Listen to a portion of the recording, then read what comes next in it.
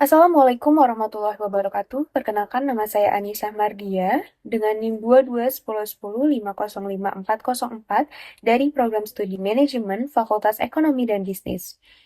Pada kesempatan kali ini, saya akan mempresentasikan materi mengenai analisis kredit bank pada PT Bank OCBC NISP periode 2023 sampai 2024. Presentasi ini disusun untuk memenuhi mata kuliah analisis kredit dan pembiayaan. Kepada yang saya hormati, Bapak Dede Hendra, SEMM, selaku dosen mata kuliah analisis kredit dan pembiayaan. Selanjutnya, saya akan memaparkan materi secara singkat dan sistematis. Pada slide pertama, saya akan memaparkan mengenai pengertian analisis kredit. Analisis kredit merupakan proses sistematis yang dilakukan oleh bank untuk menilai kelayakan calon debitur sebelum kredit diberikan. Tujuan utama analisis kredit adalah memastikan bahwa debitur memiliki kemampuan dan kesanggupan untuk memenuhi kewajiban pembayaran sesuai perjanjian. Selain itu, analisis kredit juga berfungsi sebagai alat pengendalian risiko agar kredit yang disalurkan dapat kembali tepat waktu serta mendukung stabilitas dan kesehatan bank. Pada slide kedua, fungsi analisis kredit antara lain untuk menilai kondisi usaha, keuangan, dan karakter calon debitur. Melalui analisis ini, bank dapat memperkirakan kemampuan debitur dalam membayar kewajiban kreditnya. Analisis kredit juga membantu bank mengidentifikasi potensi resiko gagal bayar sejak dini, menentukan besaran pinjaman, jangka waktu kredit, serta persyaratan lainnya, sehingga kualitas portofolio kredit tetap terjaga dan berkelanjutan. Pada slide selanjutnya, dalam praktik perbankan, analisis kredit dilakukan berdasarkan prinsip kehati-hatian. Prinsip analisis kredit yang umum digunakan adalah 5C, 7P, dan 3R yang saling melengkapi. Penerapan prinsip ini bertujuan untuk memastikan bahwa dana yang disalurkan bank dapat kembali sesuai perjanjian dan meminimalkan risiko terjadinya kredit bermasalah. Di slide ini, terdapat aspek-aspek dalam pemberian kredit. Selain prinsip analisis, bank juga mempertimbangkan beberapa aspek penting dalam pemberian kreditnya. Aspek tersebut meliputi aspek hukum, pasar atau pemasaran, keuangan, teknis, manajemen, sosial dan ekonomi, serta aspek dampak lingkungan. Penilaian aspek-aspek ini dilakukan secara menyeluruh agar keputusan kredit yang diambil lebih akurat dan bertanggung jawab.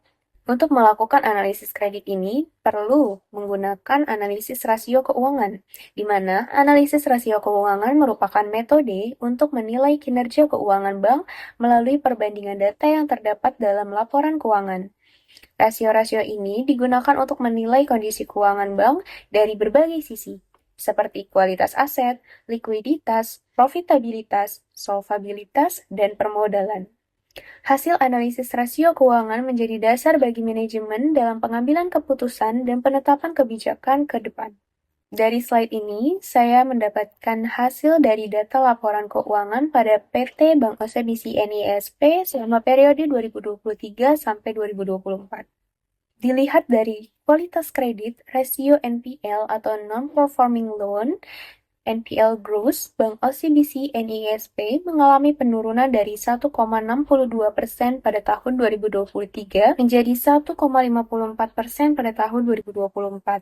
Sementara itu, NPL net relatif stabil pada kisaran 0,55% hingga 0,57%. Kondisi ini menunjukkan bahwa pengelolaan resiko kredit bank semakin baik dan berada jauh di bawah batas maksimum OJK sebesar 5%, sehingga kualitas aset bank dapat dikatakan sehat. Lalu, pada perhitungan aspek likuiditas, rasio loan to deposit ratio tercatat sebesar 84,45% pada tahun 2023 dan menurun menjadi 82,53% pada tahun 2024. Penurunan ini menunjukkan bahwa bank mampu menjaga keseimbangan antara dana yang dihimpun dan kredit yang disalurkan. Nilai LDR yang masih dalam kisaran ideal mencerminkan kemampuan bank dalam memenuhi kewajiban kepada nasabah tanpa mengganggu penyaluran kredit. Lalu, berdasarkan rasio profitabilitas, return on assets meningkat dari 1,64% menjadi 1,73%, sedangkan return on equity meningkat dari 10,96% menjadi 11,96%. Peningkatan ini menunjukkan bahwa Bank OCBC NISP semakin efektif dalam memanfaatkan aset dan modal sendiri untuk menghasilkan laba. Hal ini memberikan keyakinan bahwa bank memiliki kinerja keuangan yang semakin baik. Pada rasio solvabilitas, debt to assets ratio berada pada kisaran 85,06% hingga 85,52%. Nilai ini masih tergolong wajar untuk industri perbankan yang menunjukkan bahwa sebagian besar aset bank mampu menjamin kewajiban yang dimilikinya. Dengan demikian, struktur pendanaan bank dapat dikatakan relatif stabil. Dari aspek permodalan, rasio capital adequacy ratio tercatat sebesar 23,48% pada tahun 2023 dan 23,39% pada tahun 2024. Nilai ini jauh di atas ketentuan minimum OJK sebesar 8%. Hal tersebut menunjukkan bahwa Bank OCBC NISP memiliki kecukupan modal yang sangat kuat untuk menyerap risiko kerugian dari aktivitas operasionalnya. Sebagai kesimpulan, analisis kredit merupakan proses penting dalam menilai kelayakan debitur dengan mempertimbangkan kemampuan, kesanggupan, dan itikat baik debitur.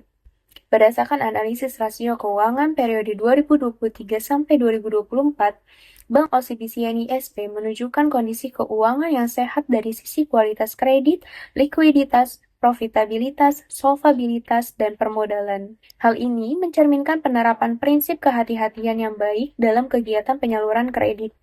Demikian pemaparan materi yang dapat saya sampaikan.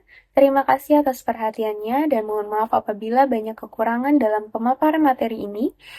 Saya akhiri. Wassalamualaikum warahmatullahi wabarakatuh.